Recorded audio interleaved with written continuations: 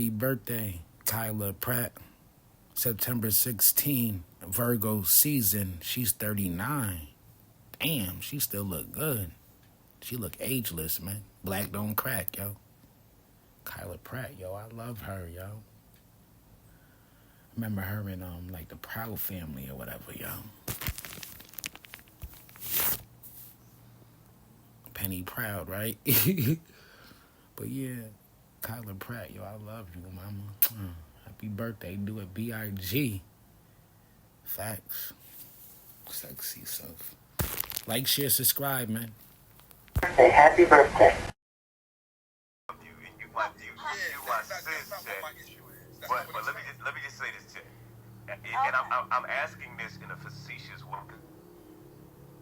Answer: if you ain't dated or been married to a woman, do you know how challenging it is for most men to try to get a woman to respond logically without being labeled as toxic masculine or you know, Chet, like. But Corey, and I agree with you, Chet. Corey, that's my point, though. Because if y'all keep saying that, that allows women to act emotionally immature in response to how you feel. Because you keep saying that is a woman's nature, and it is a man's nature to be logical in their process. No, freaking adults should be logical in how they process their emotions. Okay. That doesn't even go along with what the Bible says about how we're supposed to process emotions. Chat, if that's the case, why is it that I've never heard a man wake up and say he was mad at his woman because of a dream? But I've heard many of women get mad at their partner because something that they had a dream about, and they literally mad at her. Think about What's weird is I don't know if it's because it's coming out of my woman mouth that y'all don't understand what I'm saying. Because that response was crazy. Yeah, that was irrelevant. That was irrelevant. Like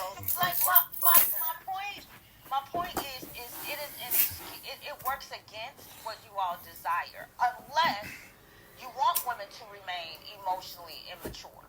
If that's the case, if you want to keep us there, how you hearing what I'm saying and you want to respond? Chat, I was saying to what you were saying in this moment is a lot of times the presentation necessarily doesn't match where they really are. Like, they will present themselves as logical. They will present themselves as a person who is able to decipher what is what. And then when you are embarking on conflict and you're looking for them to have some level of conflict resolution skills, we are not ignoring their feelings.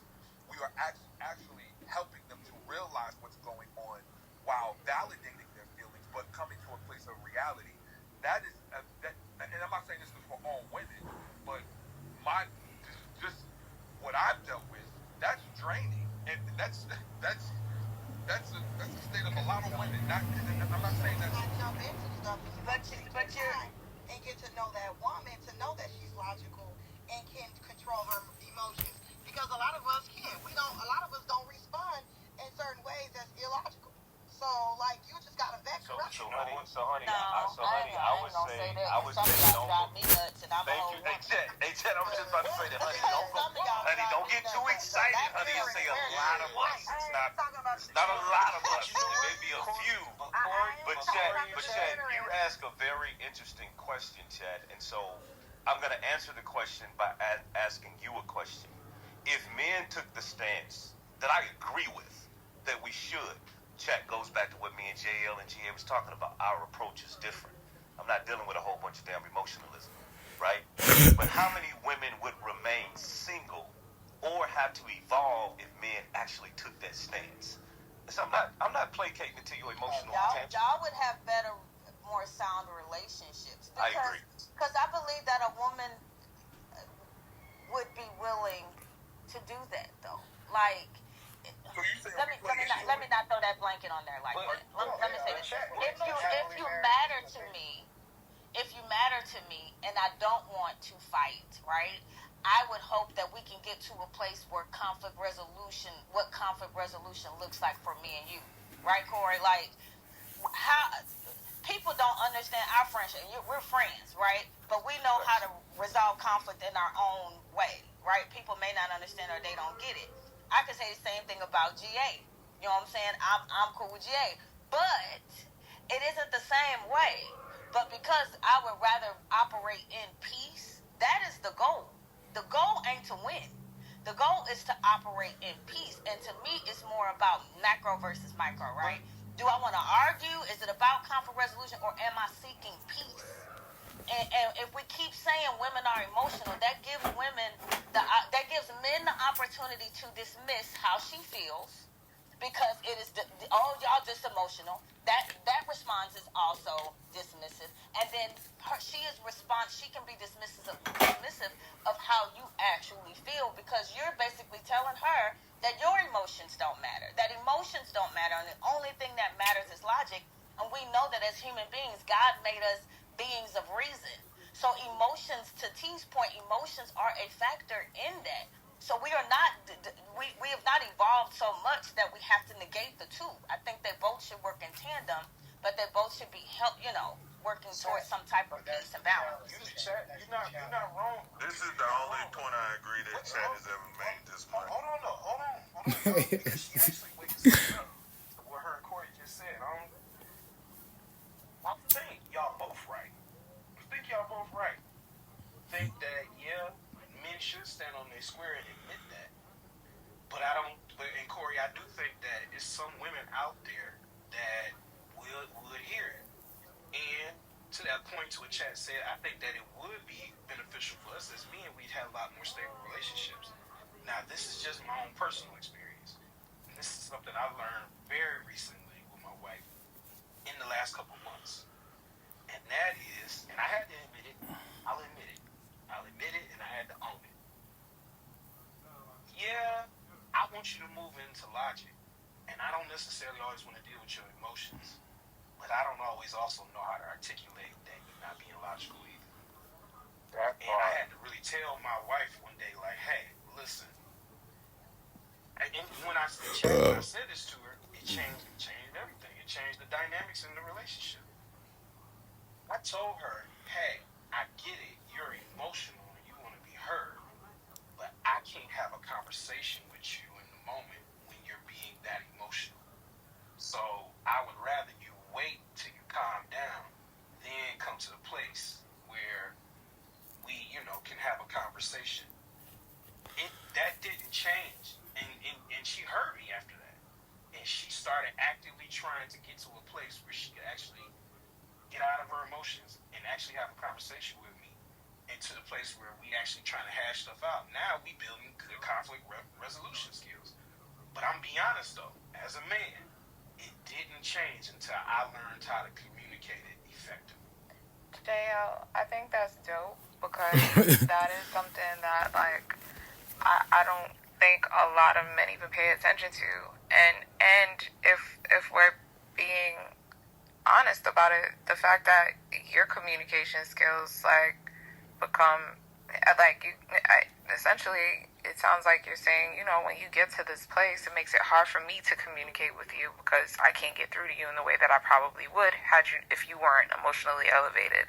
And her being emotionally elevated might do your version of elevating you emotionally, because now it's like, or either that or shut you down, because it's like, wait, time out. It doesn't even make sense trying to get through to you right now.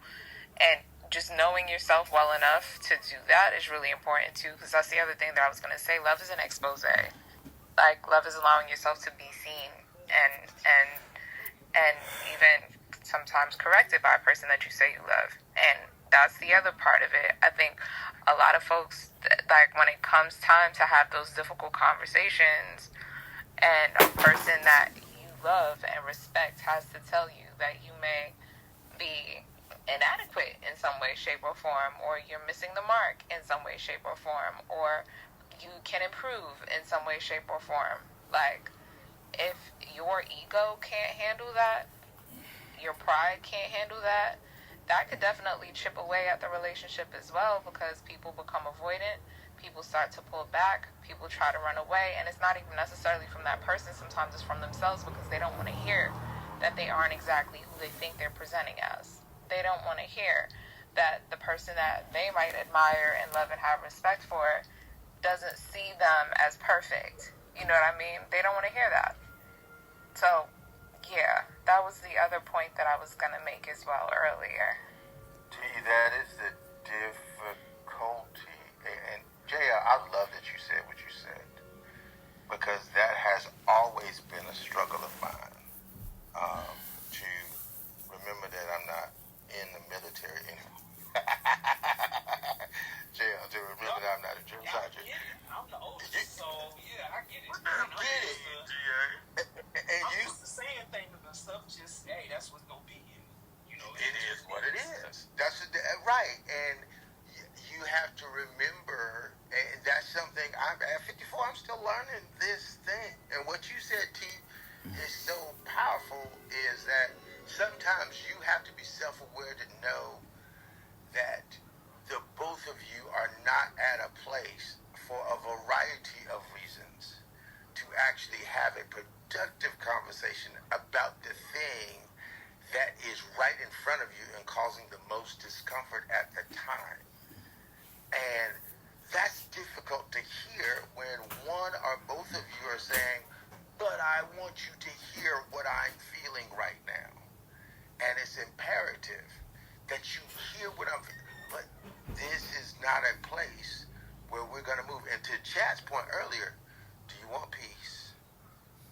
Or do you want peace, or do you want the relationship? Do you want to be heard? Sometimes there's a choice between the relationship. My grandfather used to say it this way: do you want to be in a relationship, or do you want to be in the right?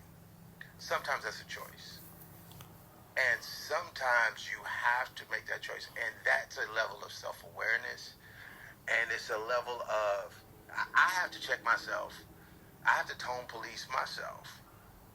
Because, I mean, I can pick up the phone and call Chris and say, Chris, I need this done like yesterday.